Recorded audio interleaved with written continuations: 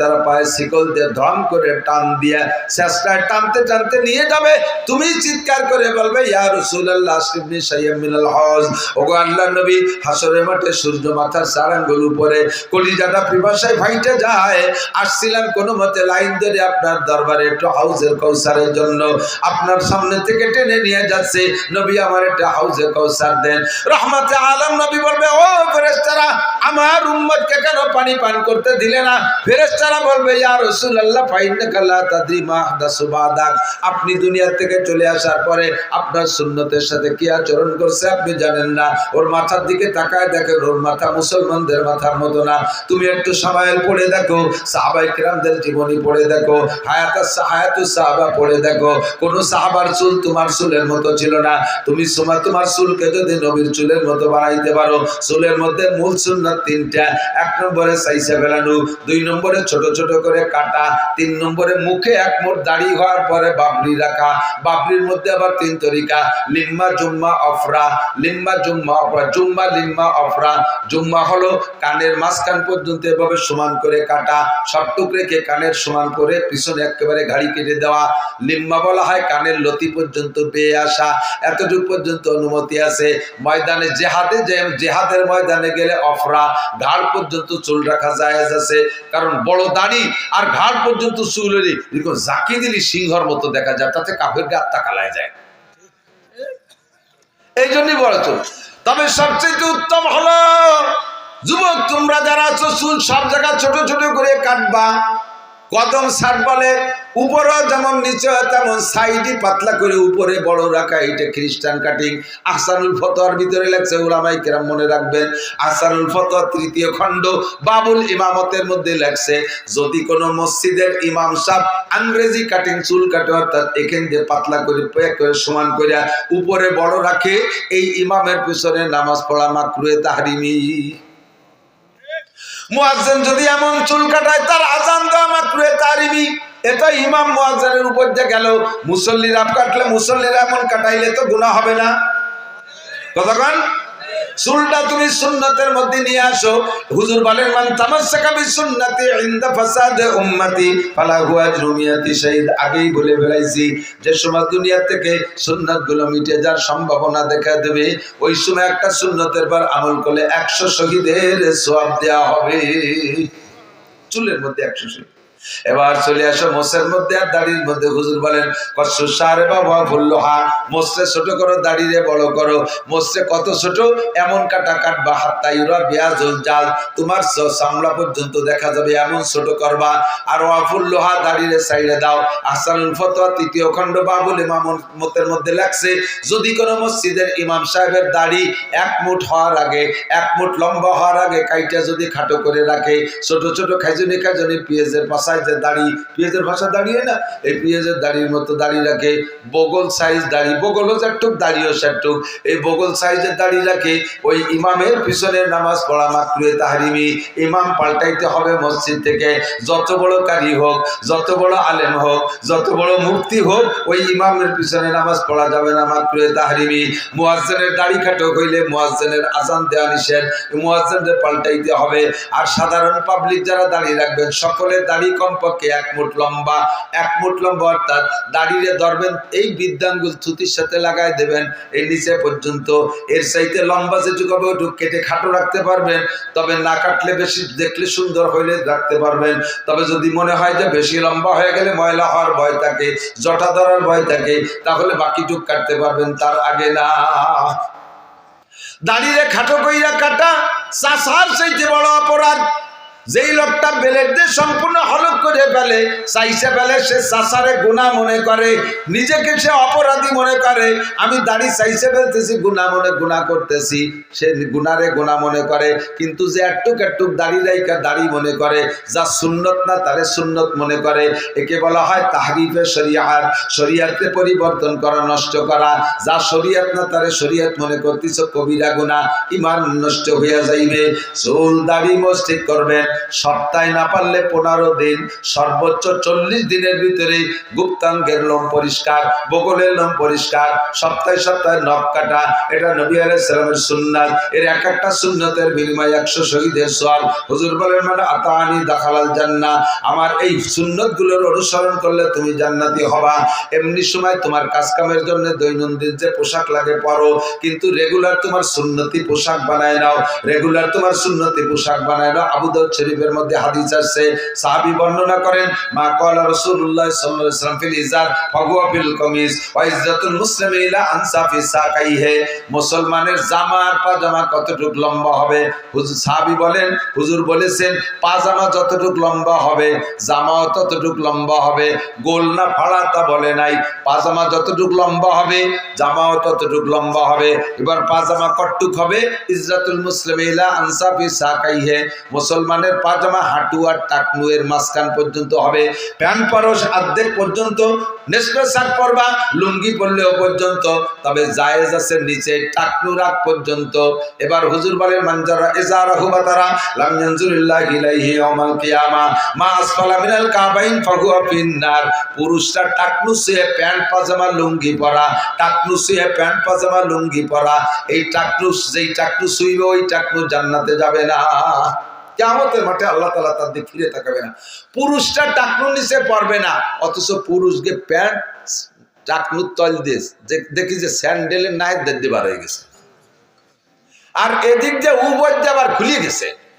মাঝে মাঝে বাদে মুসল্লি দুই একটা মসজিদে সেদিন কাল্লা আগের দিন যেন মগরিবের নামাজ পড়তে গেছে, এই মাহফিলে এসে এক জায়গায় কোন জায়গা যেন সামনে একটা নামাজ পড়তেছে, এই যে কানাইগুড়ির এদিক সামনে যেটা দাঁড়ায় সেজদায় গেছে, আল্লাহু আকবার, গেঞ্জি এইদিক সরিয়ে চলে গেছে, প্যান্ট ওইদিক সরিয়ে চলে গেছে, ফাঁসাইতে 4 আঙ্গুল পরিমাণে, আর শিয়ের মিয়ের শুদ্ধ বার হয়ে গেছে।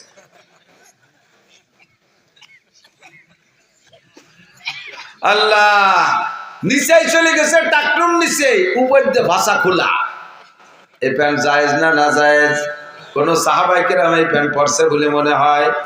তাবেঈনরা পড়ছে, তাবেঈনরা পড়ে নাই, আবু হানিফা শাফিঈ আহমদ মালিক পড়ে নাই, বুখারী মুসলিম তিরমিজি আলা পড়ে নাই, আব্দুল কাদের জিলানী মুঈনুদ্দিন চিশতি নিজামউদ্দিন আউলিয়া কুতুবউদ্দিন বখতিয়ার কাকি, আরে আশরাফ আলী থানভী, হুসাইন আহমদ মাদানী, রশিদ আহমদ গাঙ্গুহি, শামসুল হক ফরিদপুরি, মুহাম্মদুল্লাহ হাফেজি, আমার বাড়ির দ্বারা আব্দুল গফফার সাহেব, আব্দুল আকরাম আলী সাহেব, এই সমস্ত উলামায়ে কেরাম পড়ে নাই।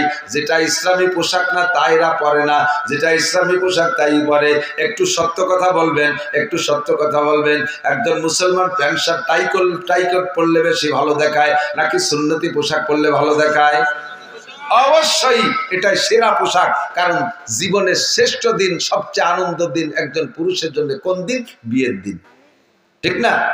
বিয়ের দিন দেখবেন পাঞ্জাবি পায়জামা, পাগড়িও মাথায় দিচ্ছে, যদিও কাবুলির পাগড়ি না, কাগজ দিয়ে বানাইছে, ওটা তো অন টাইম একদিনের জন্য। জীবনের শ্রেষ্ঠ দিন যেই পোশাক পছন্দ হয়, দুনিয়ার থেকে বিদায় নেওয়ার সময় সেই পোশাক তোমাকে ব্যবহার করতে হয়, ঠিক না?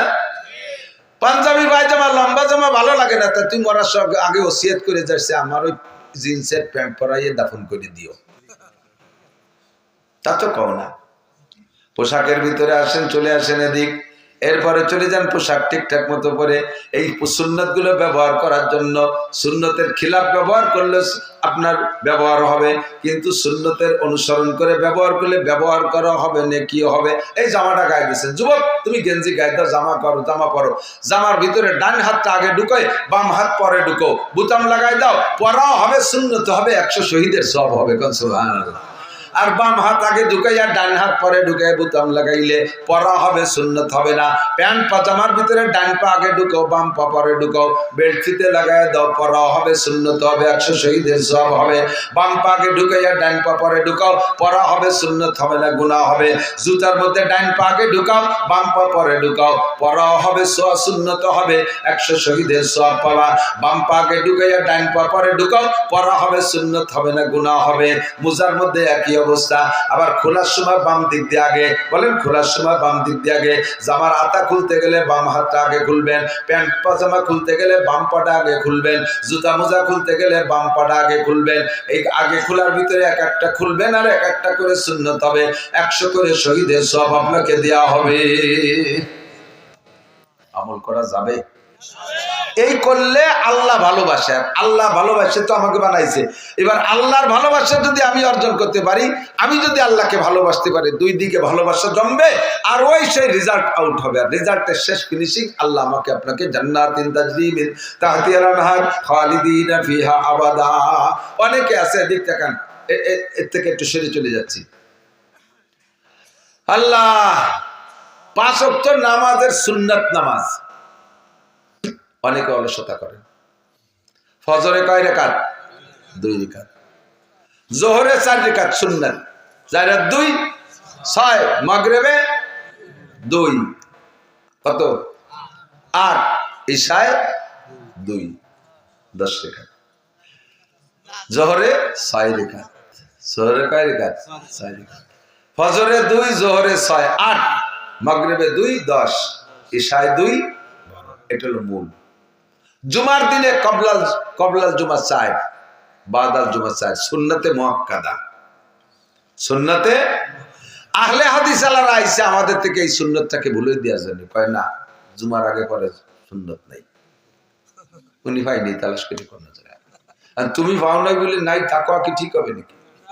এক জায়গাতে তুমি রাত্রি গেছো, সেই জায়গা কিছু দেওয়া নাই, বাড়ি এসে যদি ওই রাস্তায় কিচ্ছু নেই, এটা ঠিক হবে নাকি?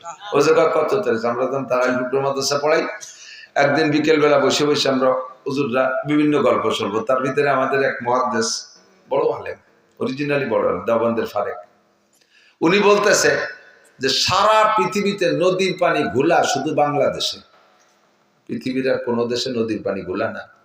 ভূগোল সম্পর্কে বলে সবাই আশ্চর্য, সুবহানাল্লাহ। জিওগ্রাফি, ভূগোল সম্পর্কে কি অভিজ্ঞতা রাখে যে পানি ঠুক্কন দেশে ঘোলা আর সুয়া, তাও করে দিচ্ছে। এর মধ্যে আমার মাথার মধ্যে ক্রিমিনালি ঢুকছে, দেই আমি অন্য কোনো দেশে ঘোলা পানি পাই নাকি। আমিও একবার দেওয়ান গেছি, যার পথে দেখলাম কলকাতা হাওড়া ব্রিজের নিচে গঙ্গা নদীর পানি আমাকে এই সব নদীর মতো ঘোলা।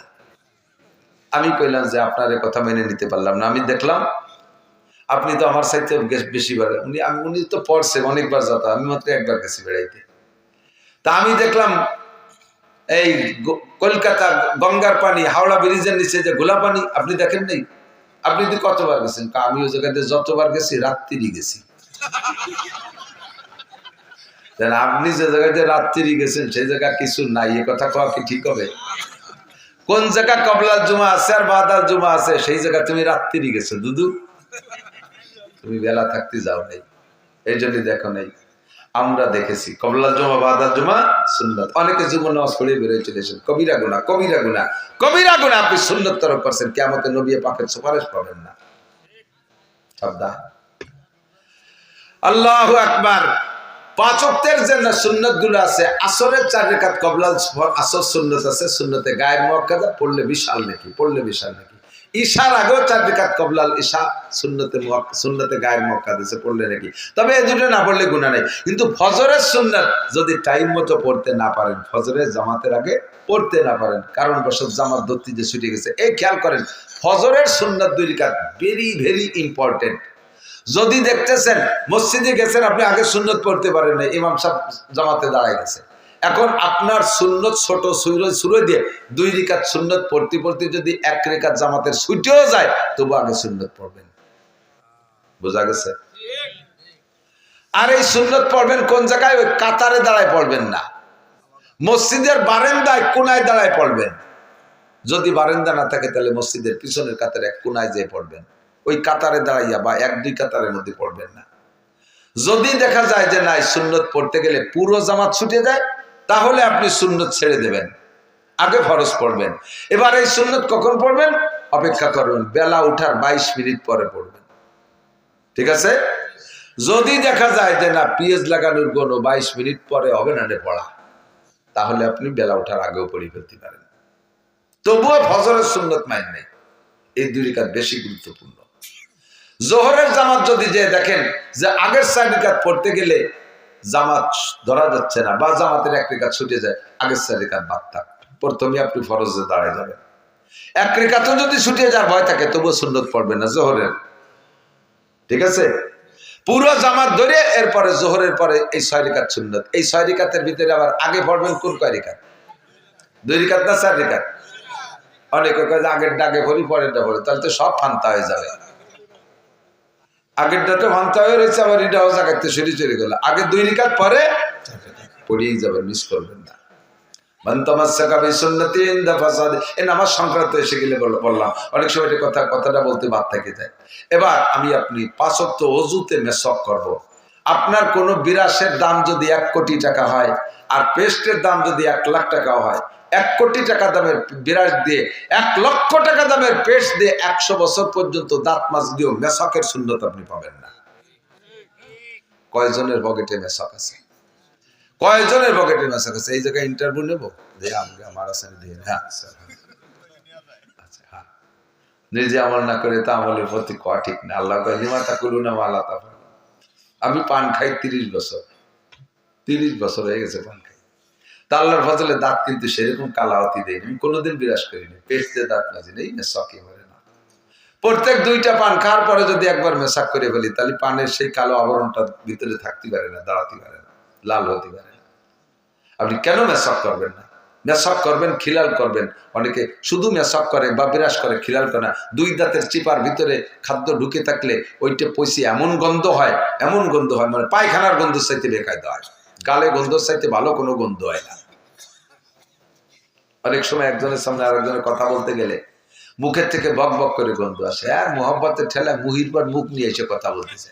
আমি মুখ সরাই, নাক সরাই, সে আরো আগুই দাঁড়ায়। লাস্টে কথিত পারিনি যে তোমার গালে গন্ধ, শেষমেশ একটুক করে ভাই আমার মুখে একটা গন্ধ আছে, আপনার কষ্ট হতে পারে, একটু তৈরি বসেন, এই করে সরাই। কিন্তু এই গন্ধটা খুবই খারাপ গন্ধ, খুব কষ্ট দেয়। এই জন্য দূরত্ব বজায় রেখে কথা বলা, আর দাঁতকে সুন্দর করে খেলাল করবেন, দৈনন্দিন খেলাল করেন। নবী আলাইহিস সালাম খেলাল করতেন, এটা সুন্নাত। আরেকটা সুন্নাত হলো, আজকে থেকে 3টে সুন্নাতের পরামর্শ দিচ্ছি, 4টে বলবো, এদিক দেখেন, 4টে সুন্নাত। 1 নম্বর সুন্নাত হলো, খেয়াল করতেছেন, 1 নম্বর সুন্নাত, আজকে থেকে পকেটে একটু টিস্যু পেপার রাখবো। যুবকরা এই প্যান্ট পরা পাল্টি এদিক থেকে, একটু টিস্যু পেপার রাখা যাবে? একটু টিস্যুর গায়ে 5 কেজি ওজন হবে না? 10 গ্রাম থেকে 20 গ্রাম, 20 গ্রাম হবে না, 10 গ্রামই হবে। 10 গ্রামও হবে না, 10 গ্রাম মানে 1 বড়ি, 11 গ্রামে 1 বড়ি, 1 বড়ি ওজন হবে না। তো একটু টিস্যু পেপার পকেটে রাখলে আপনি সারাদিন ধরে 10 বার 15 বার পেশাব করবেন, একটু টিস্যু ধরবেন, আপনার শরীরটা পাক থাকবে। নামাজ ভাঙ্গার কারণ 19টি, আর নামাজের ফরজ 13টি। 13টা ফরজের ভিতরে 1 নম্বর ফরজ শরীর পাক, 2 নম্বর ফরজ কাপড় পাক। পানি সবসময় পাওয়া যায় না, একটু টিস্যুকে আপনি পেশাব করার সময় সতর্কতার সাথে পেশাব করবেন, যাতে ডানিবামে সিটে না লাগে। এরপর একটু টিস্যু ধরবেন, এই টিস্যু দিয়ে ঢিলা ধরবেন। লাস্ট ফিনিশিং টিস্যুর একটা লাভ আছে, যত ঢিলা দুনিয়ায় পেশাব পায়খানায় ব্যবহার করবেন, আল্লাহ তাআলা রূপ পাল্টাইয়া এইটাকে কিয়ামতে নেকির পাল্লায় উঠিয়ে দেবে। পাশাপাশি আপনার সবসময় শরীরটা পাক থাকলে। এক যুবক আমার মসজিদের সামনে গলা জড়ায় ধরছে, একেবারে খটখটা কান্দি দিতেছে, ওদিকে মহির মধ্যে ওই কাঁচা সুবরিদের খয়ের দিয়ে পান খাইছে, একেবারে মেজেন্টি লাল হয়ে গেছে, গলা ওই ভাষা নিকে আইসে দিতেছে না কান্দি দিতেছে, আল্লাহ জানে ফস ফস করে আমার জামা পিছনে স্প্রে হয়ে গেছে। খাস ডাল লিখি, হুজুর আমি আপনার কঠিন ফ্যান, ও আমার জম্বের ফ্যান, তুমি আইজো ফ্যান ভাত অবাক হবে, ওই এ ফ্যান সে ফ্যান না, ফ্যান মানে ভক্ত। তো তুই এত ভক্ত, চল আজান দেশে মসজিদে যাই, কয় যে হুজুর শুক্রবার তো বাবা, তুই শুক্রবার পর্যন্ত বাঁচবি কিনা গ্যারান্টি আছে, চল এমনি চল। না হুজুর আমার আজকে নিয়েন না, আমারে নিলি আশেপাশে 2-4 জনের নামাজ হবে না। এই যে মোটা ফ্যান 7 দিন ধরে ভর্তিছি, টাইটিস জ্বালায় পেশাব করতে গেলে একবারে ক্লিয়ার হয় না, পরে 8 দিনই খানিক পড়ে, তো পরে তো এক জায়গায় পড়ে, ডেলি 5-6 বার পেশাব করি, একটু তৈরি পরে, এইভাবে 7 দিন পর্যন্ত ওই জায়গা শুয়োই ভেজে এই অত্যি উত্তমরা গন্ধ হয়ে গেছে। আমি মসজিদে গেলে বিটাকে গন্ধে জ্বালায় নামাজ হবে না, আপনার পায়ে যদি হুজুর আজকে বিরক্ত হইলেন না, শুক্রবার তো 2 মুছে একবারে লাগবানি কাঁচা দিয়ে। তুমি কেমন মুসলমান? তোমার পকেটে একটু টিস্যু থাকলে আল্লাহর ফজলে এই বিপদ থেকে বাঁচা যায়, কথা বল ঠিক না? শরীরটা পাক থাকে, কাপড়টা পাক থাকে, শরীর পাক আর কাপড় পাক অবস্থায় মুসলমান সবসময় থাকতে হবে। এই অবস্থায় মরণ হলে আল্লাহ তাআলা তার ইমানি মরণও নসিব করতে পারে, কথা বল। তাহলে আমি আজকে 4টে সুন্নতের একটু অঙ্গীকার নেই, আপনারা প্রতিজ্ঞা করেন, এটা বা জাস্ট কোনো কঠিনও না, এখন সহজ, পয়সাও খরচ নেই। আমি আজকে থেকে পকেটে টিস্যু রাখবই, ঠিক আছে? একটু টিস্যু, একটা টিস্যু কিনবেন 25 টাকা দিয়ে, একটা টিস্যু কিনবেন টয়লেট টিস্যু। একজন মানুষ 25 টাকার একটা টিস্যু 1 মাস হয়ে যাবে, 1 মাস হয়ে যাবে, একটু কম পড়বে না, 1 মাস হয়ে যাবে ইনশাআল্লাহ। কয় এই টিস্যু পকেটে রাখলে কিরম দেওয়া যায়? তো এত একটা মোবাইল ঢুকাইছো, তারপরে গোল্ড লিপ সিগারেটের এক প্যাকেট ঢুকাইছো, ওর মধ্যে গ্যাস লাইট একটা ঢুকাইছো, আবার এত মোটা মানি ব্যাগ একটা ঢুকাইয়ে 2 পাশা 2 পাশে ভুলিয়ে টেমাইর বেহা হয়েছে, বসতেও পারো না। ওর ফাঁকে একটু টিস্যু আর একটা মেশাক বাড়ি কঠিন জিনিস। আজকে থেকে টিস্যু রাখবো, আমল করবো তো ইনশাআল্লাহ। 2 নম্বর আমল, এই মেশকটা একটু কাছে রাখবেন। মেশক যখনই অজু বানাবেন ডান পাশ থেকে বাম দেওয়ার। মহিলারা আমল করবেন, মহিলারা টিস্যু ব্যবহার করে, ওকে তো পেশাবের ঢিলা লাগে না, পায়খানার ঢিলা, কিন্তু এত আইসের আইসা। আরে পুরুষের পায়খানার ঢিলা ব্যবহার না করলে যতটা ক্ষতি হয়, মহিলাদের পায়খানার ঢিলা ব্যবহার না করলে তার চেয়ে অনেক ক্ষতি হয়। তাড়াহুড়া করে বাথরুম সারিয়ে আইছে, ভালো করে হাত পরিষ্কার করে একটু মারিছে, একটু মারিছে, আইছে হলুদ মরিচে বাঁচিয়ে বুঝিয়ে গুষ্টি শুধু গায়ে গেছে। কথা কন সব কি বউরে কইতেছে, তুই তো খালি আমার পীর মানিস না, আমি কিন্তু আকাশে উঠতে পারি জানিস। আল্লাহ রহমত আমি এত উদ্দেশ্যে লেগেছি পীরত্বের লাইনে। তো বউ কাজে তো তুমি উড়িয়ে দেওয়ালি না তা কোনোদিন। তা আজকে দেইস বিকেল বেলা যাই বাগানের ওই ধারে যে ইসমি আজম পড়ে ধাক্কা মারছে, পিসার বাড়ির মধ্যে সব জায়গায় দিয়ে উড়িয়ে টুড়িয়ে যাই আমার নামিয়েছে। দেখছিস? হ্যাঁ দেখছি। তার কাছে যে তুমি কালকে উড়ো দি কি করা পারো, কালকে উড়ো দি। তো পিসাব কালকে আবার ওই জায়গায় যে কুন্দি মারছে, উপর দিক নিচের দিক বসে পড়ে, উঠতে পারে না। 2 দিন যাই মেরে যখন উঠতে পারে, ফ্লাইট হলোই না।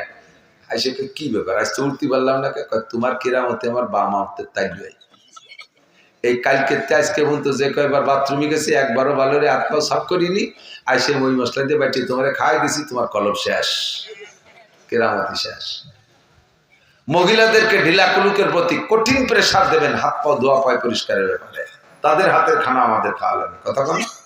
ঢিলা কুলুক তো আমরা পকেটে ঢিলা রাখবো। আরেকটা মেশক, 5 ওয়াক্ত নামাজের অজুতে যদি মেশক করে নামাজ পড়েন, 1 ওয়াক্তের বিনিময়ে 70 ওয়াক্ত নামাজের নেকি পাবেন। করা যাবে না আমল করা?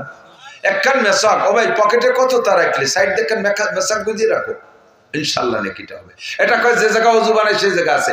অজু কি সব দিন এক জায়গা বানানো পড়ে নাকি? মাঝে মাঝে এদিক দিক যাওয়া লাগে না? তাহলে সে জায়গা পাবেন কোন জায়গা? সব দিন মেশক পাবেন না। মেশক খান হইতে হবে। মেশকের মধ্যে আবার সুন্নাত আছে, বানানোর সময় এই বৃদ্ধাঙ্গুল থেকে শাহাদত আঙ্গুলের মাথা পর্যন্ত 1 টুক লম্বা, কাঁচা গাছের ডাল কেনি আঙ্গুল সম পরিমাণ মোটা, কমপক্ষে এতটুক। এইটা বানাইয়া আপনি চাবানিয়ে চাবাই, মেশকের সিস্টেম ডান পাশ থেকে বাম দিক খাড়া পাবে মাজা। এই 3টে সুন্নত খালি এক মেশকের মধ্যে। প্রত্যেক সুন্নতের বিনিময়ে আলাদা নাকি।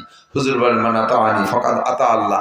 আমার এই কথাগুলোর অনুসরণ অনুকরণ করলে এটাই আল্লাহর অনুসরণ আর অনুকরণ হবে। 2 সুন্নাত। 3 নম্বর সুন্নাত বলবো, আজকে থেকে টেবিলে খানা খাবো না, চেয়ার টেবিলে। একান্ত হাতে পায়ে যাদের বসতে অসুবিধা, অনেকে আছে যে মাজার কারণে নামাজও পড়তে পারে না চেয়ারে বসা ছাড়া, আপনারা বাদে বাকি আমরা যারা আছি ফ্লোরে খানা খাবো। ফ্লোরে খানা খাওয়ার সময় আরেকটা জিনিস খেয়াল রাখবেন, উলামায়ে কিরাম বিশেষ করে উলামায়ে কিরাম, আপনারা মাদ্রাসায় থাকেন, মাদ্রাসায় যে খাটে ঘুমান, যে খাটে শোন ঘুমান, ওই শোয়ার খাটে বসে খানা খাবেন না। টের পাবেন না, আস্তে আস্তে আস্তে আস্তে আস্তে করে ব্রেন কমতে থাকে। নিজের ঘুমানোর বিছানায় শুয়ে খানা খাই, বসে খানা খাইলে, যে বিছানায় ঘুমান, যে বিছানায় শোন, ওই বিছানায় বসে খানা খাইলে ধীরে ধীরে ব্রেন কমে যায়। আলাদা একটা মাদুর বিছে ইয়া দস্তারখান বিছে খানা খাবো। সুন্নতটা হলো দস্তারখান। সুন্নত কি? টেবিলে খাবো না, ফ্লোরে বৈশা মাদুর বিছে দস্তারখান বিছে খানা খাবো। পড়ে যা খাবারটা তুলিয়ে খাবো, ভাত হোক, রুটি হোক, বিস্কুটের টুনা হোক, আর তরকারি লাউ কদুর টুনা হোক, যেটুক পড়বে, মাছের এক টুকরা। অনেক আছে ভাত কয়টা খুঁটে খায়, কদু মধু গড়ে রয়েছে, তার দ্বারা যায় না। এ সবই খাবার, সবগুলো পড়তে খায়। ফাইনাকা লা তাদরি ফি আইয়ি লুকমাতিন বারাকা। নবী আলাইহিস সালাম, তুমি জানো না যে কোন লুকমার মধ্যে বরকত রয়েছে।